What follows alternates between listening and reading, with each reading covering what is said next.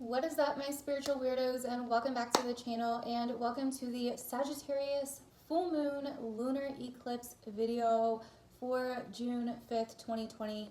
So the Sagittarius full moon lunar eclipse is tomorrow, which is Friday, June 5th, and it is around, I think, 2 or 3 p.m. Let me look really quick. I forget the actual time. 3:12 p.m. And it's a shit show. It's a lot, and there's just so much I want to talk to you guys about in this video. So we're going to go over astrologically what the fuck is going on. No, I have not finished uploading the signs yet for June. I do plan on doing that though. The rest of the signs June videos are coming, and I'm also going to show you my screen on my laptop so you can see what the fuck I'm talking about, kind of like I did with the last new moon in Gemini. I know a lot of people really appreciated that because they could see what the hell was going on and what I was talking about, and it helped make it a little bit more clear, I think. So yes, this freaking full moon is insane. So let me go ahead and bring this up. Okay, so this, I'm gonna actually scoot over because I know I'm gonna be doing like half my screen. So this is basically what the chart looks like for the Sagittarius full moon happening on June 5th, tomorrow, Friday. And it's crazy. Why is it crazy? Because it's a partial eclipse. So what makes an eclipse is when we have, so the reason that we have the nodes, okay, so let's go to the nodes. The nodes look like horseshoes, basically. One looks like an upside down horseshoe, and the other one looks like a normal horseshoe. And these nodes are very karmic, very fated, very intense. We all have them in our chart. They tell us where our purpose is, where our direction is. It's kind of like our mission, and also the different karmic lessons we're going to need to overcome to achieve that mission, if that makes sense. But the nodes are not actual objects in the sky. These are mathematical points in the sky based off the moon's orbit. Okay, so this is, they basically tell us where the eclipses are going to be. So now that they are in Sagittarius and Gemini, we can see the eclipses are going to start being around this area, but we're also going to have eclipses in Cancer and Capricorn since it's the next sign over, and the nodes are right on the cusp of those two signs, well, 4 signs technically to begin with, if that makes sense. So because the moon is a good 14 degrees away from the eclipse, or I'm sorry, from the south node, this is why we're calling it a partial eclipse, because it's not very close, okay? It's a little ways away still, so it's not all the way close. But there's so much going on in this chart that I want to talk to you guys about. So the first thing is, obviously there is a lot going on in the world right now, okay? A lot. And do I think it's going to get better anytime soon? No, I don't personally. I think this is just like the very, very beginning of it. I think over the next decade, things are going to change our world for good forever, okay? They will, but 10 years from now, the world that we live in today will be completely different, okay? So I do want to say that right off the bat. I do support change. I do think that we need this change, and I also want to say that right off the bat. I do support protesting for change. I don't support violence, obviously, and I don't support separation to a certain extent, but I also understand that we need the separation to make change, if that makes sense. So what I think the issue here is separation in general. Like, I think that we need to come together, and I think that's what the story that the astrology is really telling us here. Okay, so let's go ahead and get into it. So the moon is at 15 degrees here in Sagittarius. What's also interesting is it's conjunct the asteroid of Hecate. Hecate, if you don't know, the asteroid is named off of Hecate. Hecate is the mother of witches, okay? Deals with witchcraft, feminine energy. Hecate was a very giving person in mythology, from what I can tell. She really helped the outcast. She helped the underdogs, and she was just very fucking awesome, basically. But she's like the mother of witches, all into magic, alchemy, and feminine power and all of that. And so she also is you know, the goddess of crossroads and the in-between, and all about balance and all of that, and understanding alignment, duality, and the different worlds that we can be in. So kind of like the high priestess in a little way, I would say. So with Hecate conjunct the moon, this is the perfect moon to get your witch on, okay? This is the perfect moon to get your rituals together, to do your ceremony, to do spells, to just really get your witch on. And we are doing that over on Patreon tonight, the night that I'm filming this. So, but it will be available. So even if you can't join us during the live will stay up. So if you would like to access that, my Patreon information is down there. All you have to do is be at least a $5 member to receive it. So all $5 and higher members will receive access to the rituals. I always do rituals every month for every moon event over there. So anyway, so yeah, the moon is conjunct Hecate. So perfect time to get your witchy vibes on. Now, what I think with this Sagittarius energy, because as we can see, the moon is in Sagittarius. The reason this is a full moon is because the moon is directly opposite of the sun in Gemini. Okay, so we had that Gemini new moon when the moon and the sun were together. Then the moon passed the sun, went all the way around the chart, and now is directly opposite the sun. So this is basically like the halfway point of the moon's cycle. Okay, a lot of people think full moons are endings. From my experience and from doing astrology, I kind of see them as a peak. It's kind of like the peaking point of the story that's being told with this moon cycle, if that makes sense, because every new moon is kind of like a fresh start, a new beginning. We set intentions, and in my opinion, you can set intentions at the full moon as well, but it's also a time of reflection and reflecting back on what you have received and what has happened since the new moon, what's manifested, what's going on, all of that, and then releasing anything that you would like to let go of around that time as well. So, yeah, full moon, 15 degrees, Sagittarius. I'm probably not going to edit this because it makes the recording all weird since I'm recording my screen, and then I'm going to have to figure out how to realign this recording with this recording. So excuse me if I'm all over the place because I'm not editing this. So basically, moon in Sagittarius, I'm a mess. This energy has me like so screwed up. I feel like I drank a bunch of freaking energy drinks or something. So what is Sagittarius? So Sagittarius is all about new adventure, new experiences, our beliefs, our faith, you know, our biases as well. The lower octave of Sagittarius is about our biases, our judgments, our beliefs, our assumptions, our righteousness, our morals, our ethics, our understanding of the world and how it works, our understanding of society and social systems, justice and how it works, right and wrong, our thoughts on world order, the meaning of life, why the fuck we're here, our world views, things that are foreign to us, you know. And basically also it's about truth, you know, it's about truth. It's about finding our truth. I also would categorize Sagittarius as, you know, the law, freedom possibly as well, and not having many boundaries, looking at the bigger picture, the bigger vision, you know. And I really think that with this Sagittarius full moon, we can already see themes. We've already been seeing these themes actually, right? And so that's why I think it's funny, like we really start going into that moon energy, like that full moon and new moon energy before it even begins, especially full moons, because then it started around the new moon, right? And then it just kind of builds and escalates until we get to the full moon, and the full moon is that point where it's like you know the plot of the story, but you don't know the ending just yet. And that's kind of how I think of full moons personally. Sagittarius also rules organized shit, so organized institutions, organized religions, things of that nature. And so we're definitely seeing this theme get brought up in the world right now with the, you know, Black Lives Matter movements and, you know, these protests and all of this different shit that's going on are the wounds from our history, which I can also see Sagittarius somewhat ruling history. I feel like a few signs could rule that, but our wounds from our history are getting dug up, because what is the truth? the truth is they never really went away in the first place, okay?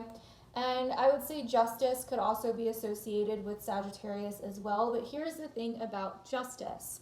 Our idea, most of our ideas on justice are basically an eye for an eye. I don't like what you did. I don't like that behavior that you exhibited or that action that you exhibited. So I am going to become and do that same thing and enact that same action. I'm going to do that same thing to punish you for what you did. And it doesn't make sense. It's kind of like, it just doesn't make sense. And that's how our justice system is. And it's all screwed up. It is all screwed up. And I do think it does need to change. And it's changing, like whether anybody likes it or not. And I'll show you why in a minute. But I think that, the way our justice system is, you do something and you go to jail or get the death penalty or whatever, and I think that there are people that do horrible things in the world, you know what I mean? But I do think that we need to rethink our idea about justice, because anytime that you go and search for justice, you end up becoming exactly what you hate. And I think that's, I don't know, I don't really think that's justice. I think that is more of karma, in my own personal opinion. Some kind of lesson that you need to learn, right? And we can see this in a lot of different movies, TV shows, even real life events that have happened. But movies like Law Abiding Citizen or like shows like The Punisher, you end up, like, at what point do you go from being the good guy to the bad guy, right? Because somewhere you have to cross that line to level the playing field, eye for an eye kind of thinking, right? And so for me, even as a Libra, right, justice is normally associated with the sign of Libra. For me, even as a Libra, I see the imbalance in that, personally. You don't have to agree with me, though, and that's totally fine. So, now that we've went over Sagittarius and the themes that we're going to see coming up with the Sagittarius full moon lunar eclipse, which we already are, let's go ahead and talk about Gemini. So, once again, we talked about Gemini a lot recently, but the sun is opposite Gemini.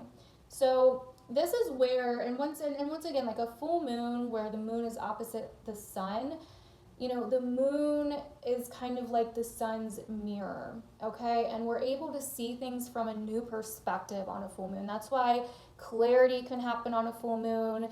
Energies run high and are intense because we have these two planets opposing each other. And a lot of more crime and craziness happens on full moons because people can get triggered by seeing their reflection in someone else. Now, a lot of people, especially people that aren't really into consciousness or spirituality or whatever, may look at that and say, I'm right and you're wrong kind of thing, right? They may not look at it as they're seeing themselves in another person. But that's essentially what's happening on a full moon, is we are at this halfway point where something has been realized or something has been understood or something has been changed. Something has shifted to where we see differently. And that is what this full moon is really about here, and also how we understand and perceive things. So going into this Gemini energy, so Gemini is how we interact with our environment, ourselves, how we interact with other people internally, externally. It's also communities, our local communities. And so that's why I don't think it's any coincidence that we have these issues with community right now, and people destroying our neighborhoods, our communities, but we also have a community of people all across the world, not in just one place, that are supporting each other. So we kind of have these two different sides, right? And I don't think they're the same side. I think we have the people that are protesting that honestly want change, and then we have the people that are looting and destroying things, you know what I mean? And that's the sign of Gemini. It's dualistic, it's in twos, it's the twins. Not to mention, this whole event happened in the Twin Cities. And the last time the nodes, right before the node went into Gemini, the North Node went into Gemini 18 years ago in 2001, the Twin Towers were hit. I think that's very interesting as well. And also, around 2001 to 2003 we had the H1N1 whole thing, right? Which everyone was freaking out about. And, you know, it in this year we have the coronavirus. So there's a lot of similarities, like eerily similarities. There's also a lot of similarities coming up from the American Revolutionary War. Like, and so I think that there's just a lot going on. Okay, we'll get to it. I'm sorry, I keep getting off topic. So yeah, Gemini is about how we interact with our environments.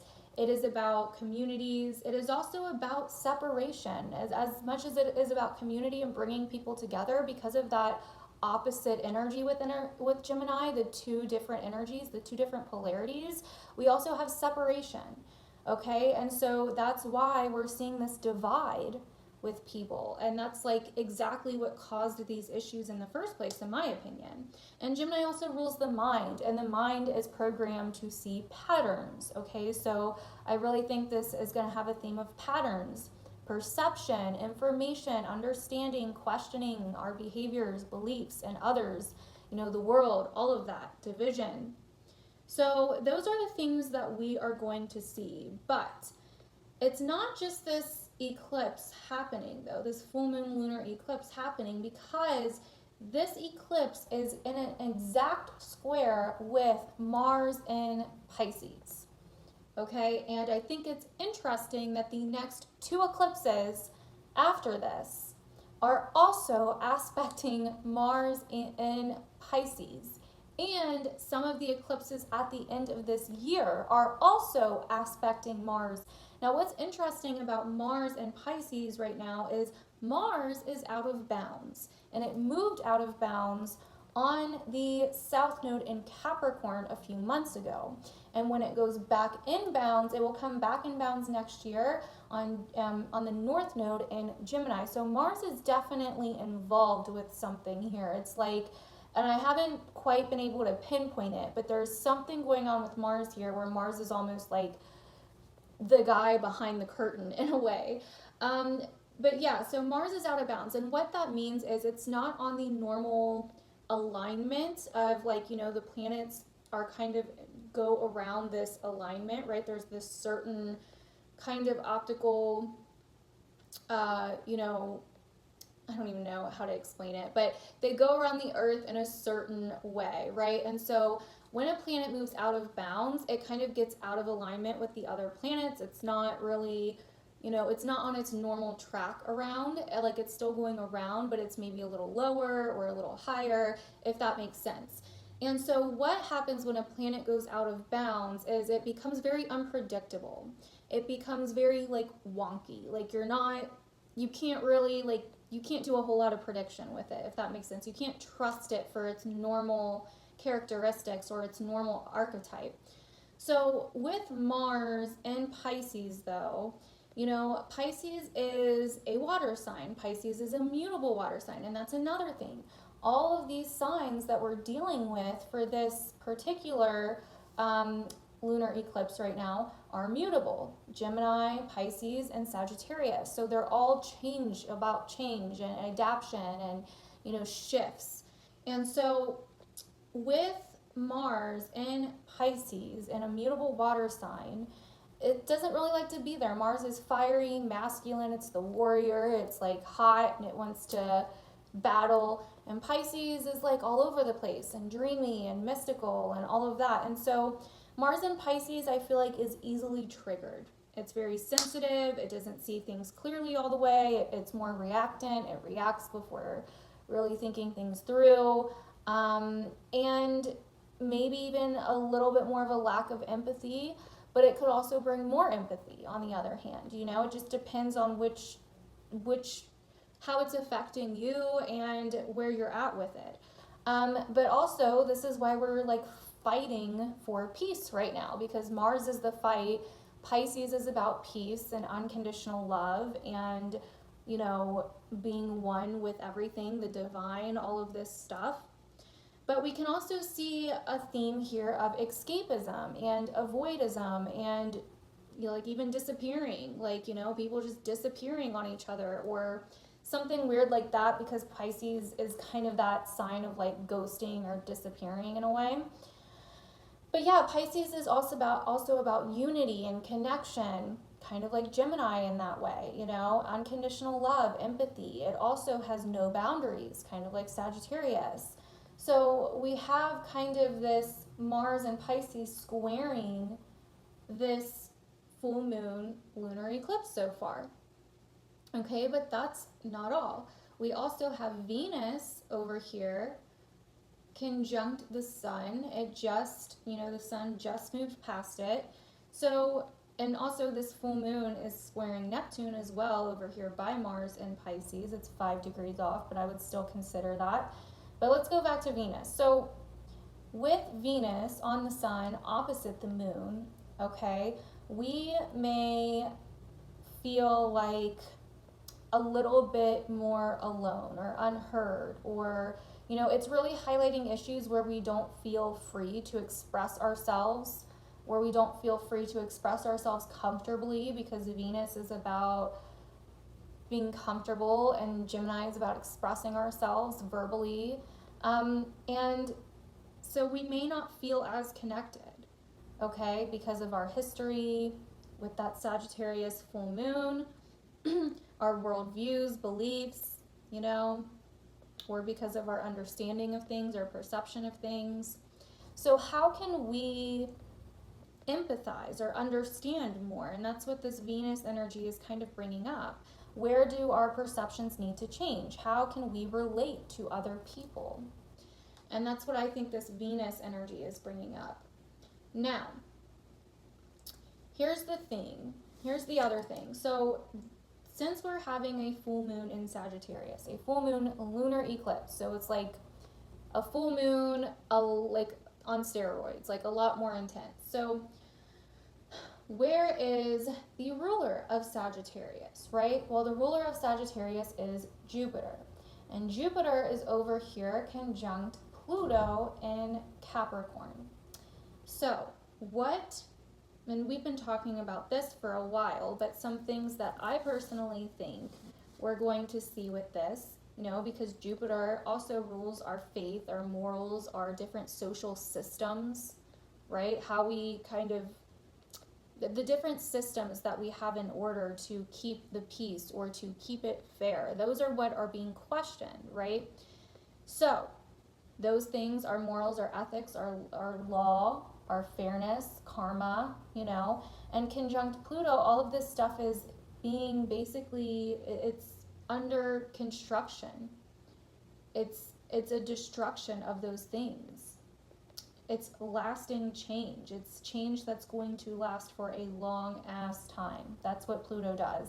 It completely kills something and it's reborn from the ashes, basically, if that makes sense. So these kinds of things are being transformed forever. And in the sign of Capricorn, it deals with our government, our economy, our structure, the way things were built, right? Being a cardinal earth sign, the beginning of the physical earth energy. So the way things were built.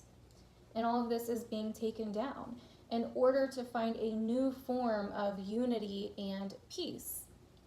Right? Because obviously this form of unity and peace, with law enforcement and things like that, for instance, aren't working, right?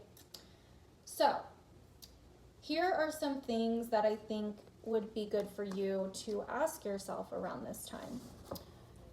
What are your biases? Where are you open to learning or seeing the opposite side to something? Where can you be more open-minded? Where do you have a belief that may be hindering you? Where do you feel righteous in your behaviors?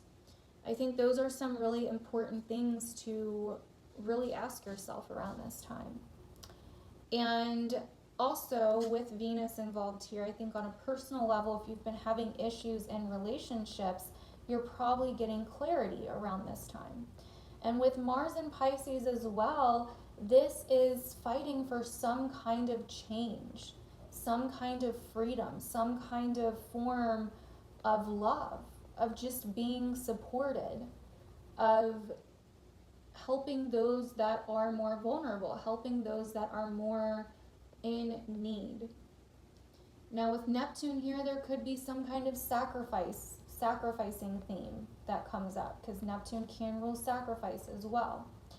And the last thing I wanted to go over really quick was the Sabian symbols for this full moon, which I think are insane because they go with everything so well. Looking at 16, the Sabian symbol, 16 degrees Sagittarius. And the Sabian symbol for this is seagulls fly around a ship in expectation of food.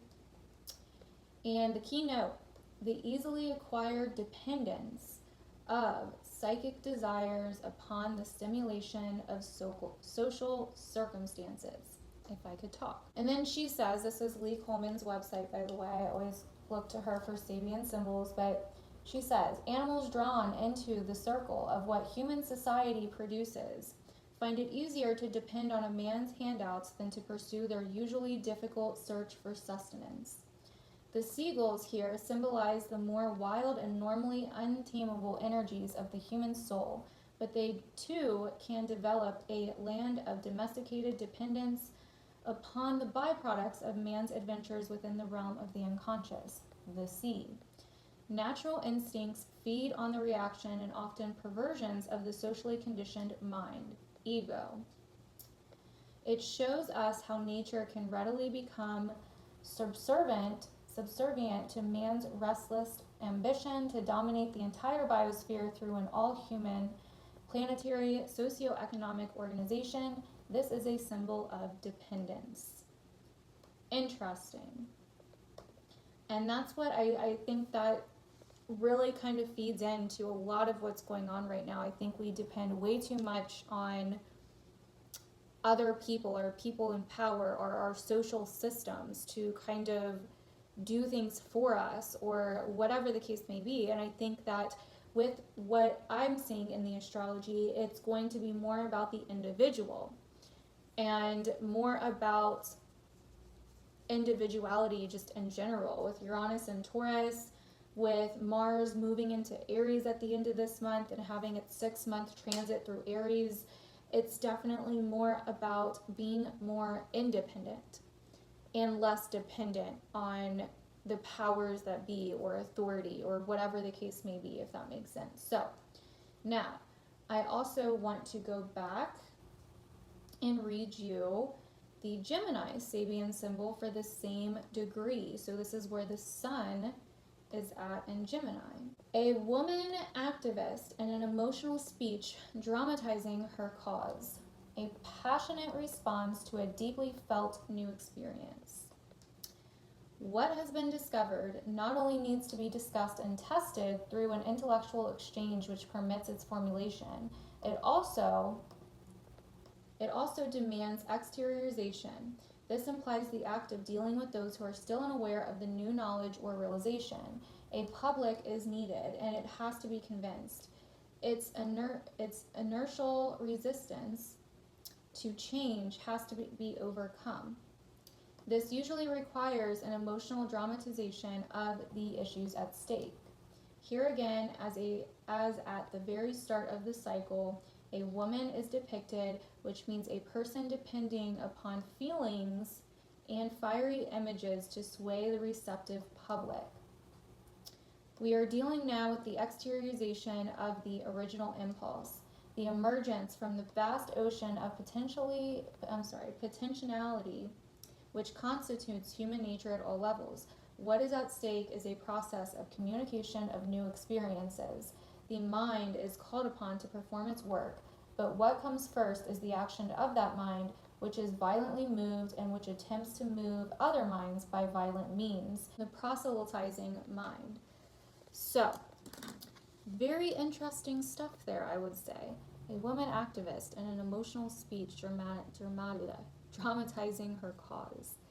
So, I think it's very interesting. There's definitely kind of these two polarities going on still with this full moon. Even though it's in Sagittarius, the sun is still in Gemini. And so we kind of have these two different things going on. You know, the Sabian symbol about Sagittarius is dependence. And where are we too dependent on other people to make the order or the rules for us? But then at the same time, with that Gemini energy, it's like we also have to be careful of people that are just doing things to make it more dramatic or that end up escalating into violence, okay? And with Gemini, Gemini, in my opinion, also rules the media. And so it's very, very hard to, I would say it's going to be very hard to take the media seriously right now, especially with that Neptune square going on. Okay, so there's going to be a lot of false things that are coming out, especially right now. They're only going to project what they want to. And yes, I know they do this normally anyway, but especially right now, everything is not what it appears to be. And that is definitely something I can say. Everything is not what it appears to be right now. So also keep that in mind as well.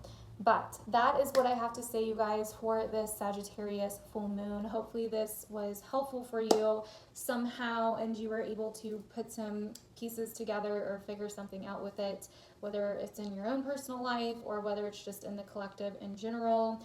Thank you guys so much, and I will see you guys when I come out with my other sign videos for the month of June.